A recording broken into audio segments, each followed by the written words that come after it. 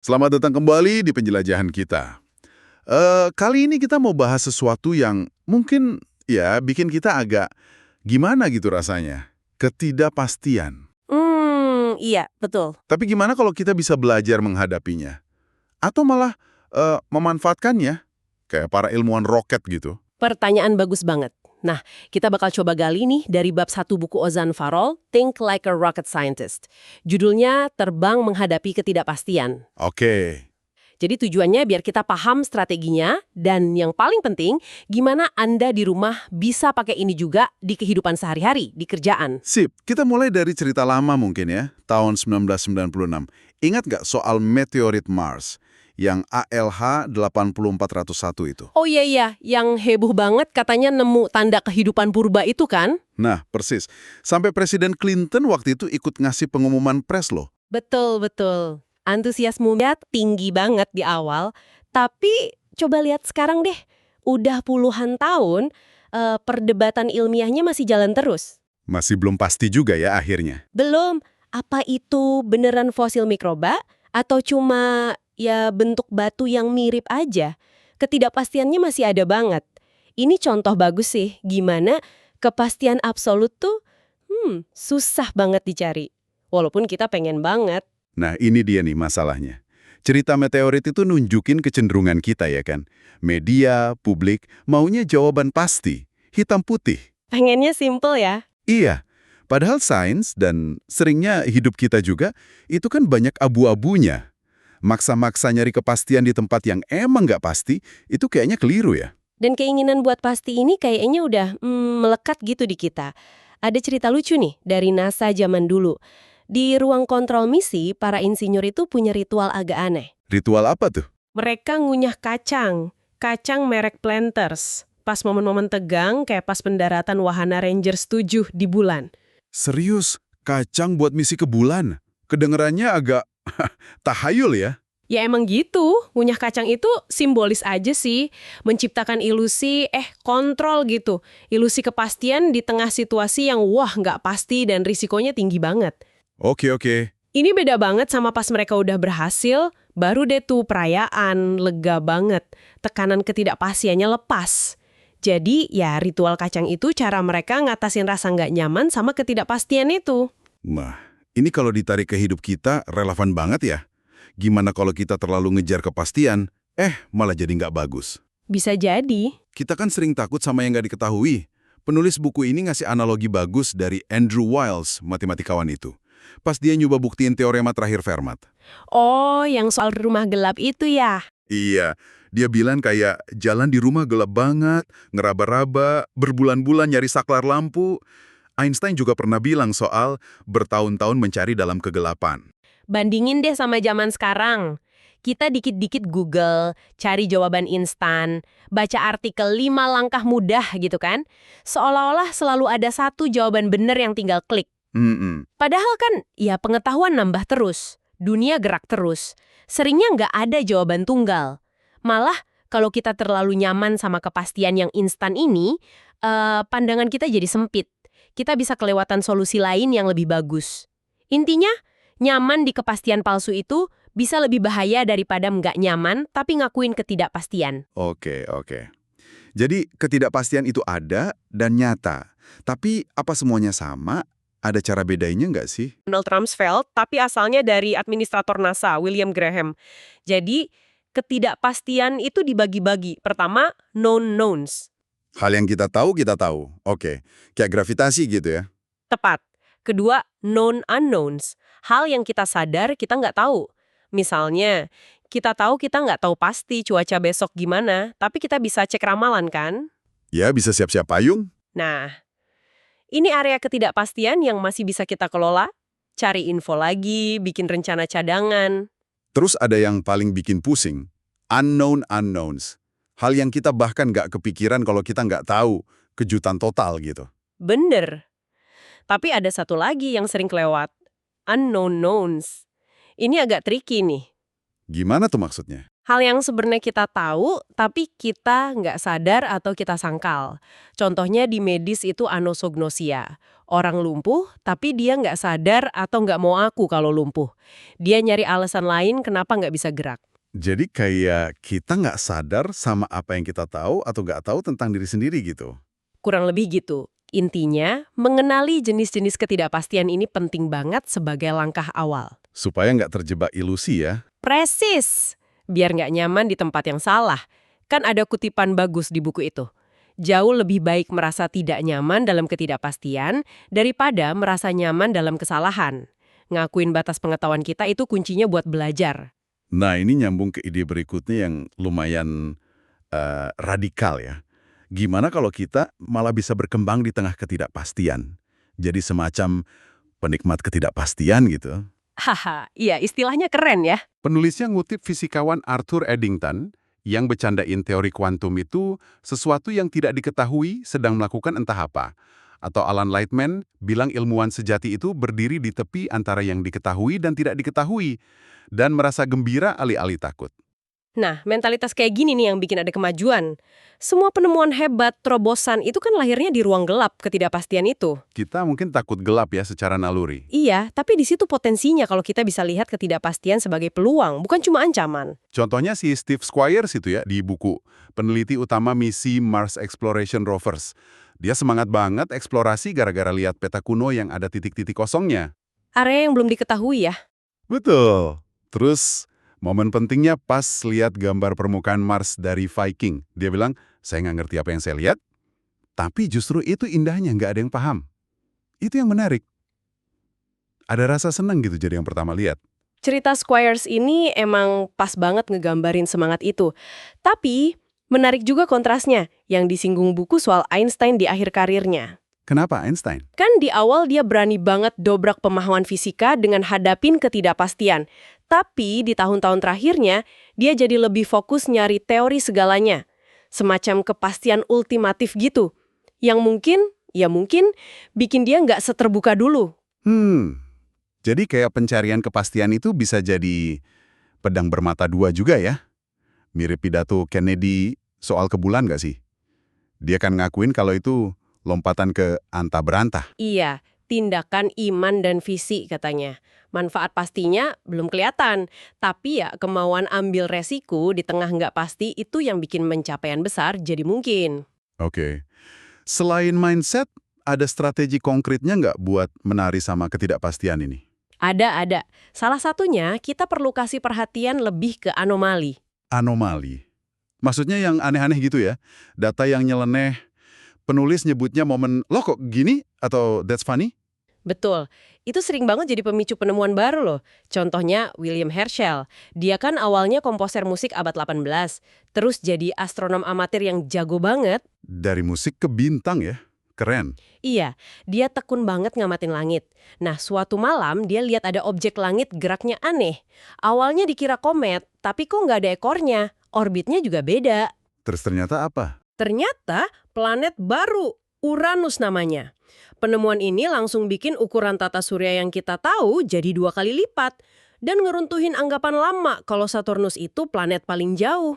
Gara-gara anomali kecil doang. Wow, jadi jangan remehkan yang aneh ya. Jangan. Dan ceritanya nyambung lagi. Setelah Uranus ketemu, orbitnya kok ada anehnya juga. Nggak pas sama hitungan hukum Newton. Ada anomali lagi? Iya, terus ada matematikawan, Urbain Le Verrier, curiga jangan-jangan ada planet lain lagi nih di luar sana yang ganggu orbit Uranus. Cuma modal hitungan di kertas, pakai ujung penanya, dia prediksi lokasi planet itu. Dan ketemu. Ketemu, Neptunus. Persis dekat lokasi prediksinya. Hebat kan? Gila, cuma dari anomali orbit. Terus kasus Merkurius juga gitu ya? Malah bantu Einstein. Nah iya, giliran orbit Merkurius yang ada sedikit anomali, nyimpang dikit dari hukum Newton, banyak yang nganggap sepele. Tapi Einstein ngelihatnya, wah ini petunjuk penting nih. Ada yang kurang pas sama pemahaman kita soal gravitasi. Dan itu jadi kunci teori relativitas. Salah satu kunci pentingnya, kayak analogi Einstein soal kumbang buta di cabang melengkung, dia bisa lihat kelengkungan yang orang lain nggak lihat gara-gara fokus ke anomali itu. Jadi peka sama keanehan itu penting banget, Tapi gimana reaksi kita kalau fakta yang udah kita pegang tiba-tiba berubah? Kayak kasus Pluto itu loh. Pas statusnya diturunin jadi planet kerdil. Nah, itu dia. Reaksinya kan heboh banget ya waktu itu. Emosional. Ada petisi online. Kata Plutoid jadi Word of the Year 2006. Sampai segitunya ya? Iya loh. Bahkan ada anggota dewan di Illinois sama New Mexico bikin resolusi. Pokoknya Pluto tetap planet kalau lewat langit mereka. Kenapa sih bisa seheboh itu buat definisi astronomi doang? Karena Pluto itu buat banyak orang udah kayak bagian dari tatanan alam semesta yang pasti gitu, yang diajarin dari kecil. 9 planet, angka yang rapi, bikin nyaman di tengah alam semesta yang luas dan misterius ini. Jadi pas diubah, rasa nyamannya keganggu ya? Banget. Kayak fondasi kepastiannya goyah. Muncul pertanyaan, waduh, kalau status Pluto aja bisa berubah, fakta apa lagi yang bisa berubah? Itu bikin gak nyaman. Tapi kalau dari sisi sains gimana seharusnya? Iya, kalau buat astronomnya kayak Mike Brown yang mimpin perubahan itu, ini proses biasa aja. Sains kan berkembang terus berdasarkan bukti baru, pemahaman baru. Definisi planet ya perlu diupdate biar konsisten sama temuan-temuan baru. Logika dan bukti ngalahin perasaan. Jadi ini kesempatan belajar juga ya? Betul. Mike Brown bilang ini kesempatan bagus buat ngajarin orang gimana sains dan hidup juga itu jarang banget lurus ke satu jawaban final. Nah, ini pertanyaan bagus buat Anda juga. Gimana biasanya reaksi Anda kalau fakta yang selama ini dipegang teguh, ternyata harus diubah? Iya juga ya. Oke, selain soal anomali, buku ini ada konsep permainan ciluk-bak berisiko tinggi. Maksudnya apa lagi nih? Haha, iya. High stakes peekaboo. Ini buat gambarin cara astronot hadapin bahaya. Kayak yang John Glenn dulu, astronot pertama Amerika yang orbit bumi. Risikonya kan gila-gilaan kan? Roketnya nggak stabil ya katanya. Roket Atlas itu terkenal nggak bisa diandelin. Terus ada ketakutan kondisi tanpa bobot bisa ngerusak mata. Sampai si Glenn disuruh baca grafik mata tiap 20 menit di atas sana. Wah, gila juga ya tekanannya. Ketenangan mereka itu sering disalahartikan cuma modal nekat. Padahal, kata Chris Hadfield, astronot Kanada itu, tenang itu datangnya dari pengetahuan.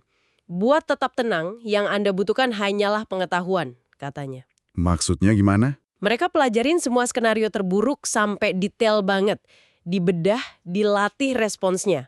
Jadi bukan berani buta, tapi berani karena tahu apa yang mungkin terjadi dan gimana ngatasinnya. Jadi ini kayak main ciluk-bak sama bayi gitu. Analoginya pas banget. Bayi kan cemas tuh pas muka orang tuanya ngilang di balik tangan. Terus lega ketawa pas muka yang sama muncul lagi. Ketidakpastiannya muka hilang dikelola sama ekspektasi yang terpenuhi. Muka sama muncul. Kalau yang muncul muka lain, nggak ketawa ya dia. Nah itu dia. Atau munculnya di tempat beda. Tawa leganya hilang. Pengetahuan soal apa yang seharusnya terjadi itu ngasih batas ke ketidakpastian. Astronot ya gitu, tapi skala risikonya jauh lebih tinggi. Mereka ubah unknown unknowns jadi known unknowns yang bisa diantisipasi. Penulisnya nyaranin kita lakuin ini juga ya di hidup. Kayak kata Yoda, namai ketakutanmu sebelum kau bisa mengusirnya. Coba deh, tulis aja kekhawatiran Anda. Apa sih skenario terburuknya? Apa yang Anda tahu pasti? Apa yang nggak tahu? Kadang proses nulisnya aja udah bikin lega loh. Bener juga. Kecemasan yang ngambang itu jadi lebih jelas dan nggak seseram itu lagi. Rasa nggak pasti sering lebih buruk dari kenyataannya ya. Nah, setelah kita ubah cara pandang, kenali jenisnya, manfaatin anomali, main ciluk-bak pengetahuan, baru deh kita masuk ke strategi manajemen yang lebih praktis. Ini juga dari dunia roket. Oke, apa aja tuh strateginya? Pertama, redundancy. Artinya, punya cadangan buat sistem-sistem penting. Biar nggak ada single point of failure. Satu titik rusak, semua gagal. Nah, itu dihindari. Sistem dirancang biar bisa gagal, tapi benar-benar gagal. Contoh gampangnya di mobil, ban serep gitu ya? Atau rem darurat? Persis. Nah, pertanyaannya buat Anda. Di mana Anda bisa bangun redundansi di hidup atau kerjaan? Apa rencana B kalau amit-amit kehilangan orang penting di tim, klien besar, atau satu sumber pemasukan? Mikirin ini bukan pesimis, tapi bangun ketahanan. Bener banget. Terus strategi kedua? Margin keamanan, margins of safety.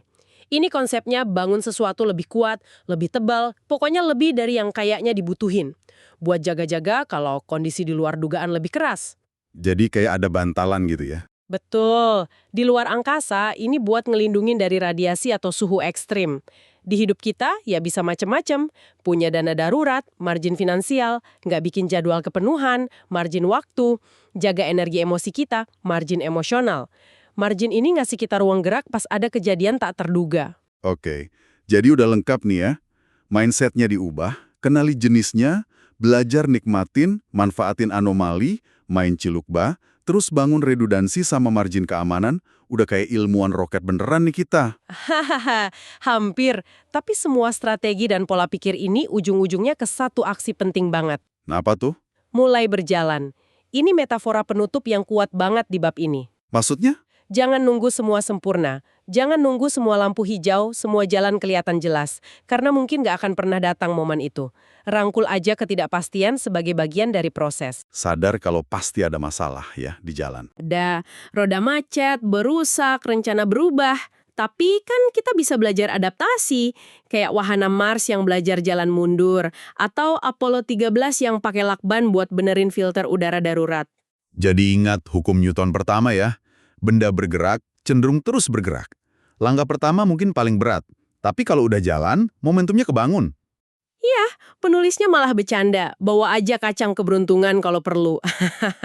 Emang nggak gampang, tapi ya cuma ini caranya buat maju. Oke. Jadi kesimpulan utama dari bab 1 ini apa dong? Intinya sih, ketidakpastian itu bukan musuh. Justru dia itu tempat lahirnya kemajuan, penemuan, pertumbuhan diri. Mikir kayak ilmuwan roket itu bukan ngilangin ketidakpastian, tapi belajar gimana nari bareng dia secara efektif. Wah, bener juga. Kalau ngelihatnya gitu, tantangan jadi nggak terlalu nakutin ya. Malah jadi kayak undangan buat belajar, buat kreatif. Nah, sebagai penutup nih, ada satu pertanyaan buat Anda bawa pulang buat direnungin. Boleh, apa tuh? Kalau ketidakpastian itu adalah tempat semua kemajuan terjadi, kira-kira ada nggak sih kepastian, entah itu keyakinan, asumsi, rutinitas, zona nyaman, yang sekarang lagi Anda pegang erat-erat, tapi tanpa sadar malah nahan Anda buat lompat lebih jauh? Pertanyaan yang nusuk nih. Oke deh, makasih banyak ya udah nemenin kita ngebahas ini. Buat Anda yang mau gali lebih dalam, penulisnya nyediain ringkasan bab, lembar kerja, sama latihan di webnya, ozanfarol.com/rocket. Sip! Sampai ketemu di penjelajahan kita berikutnya.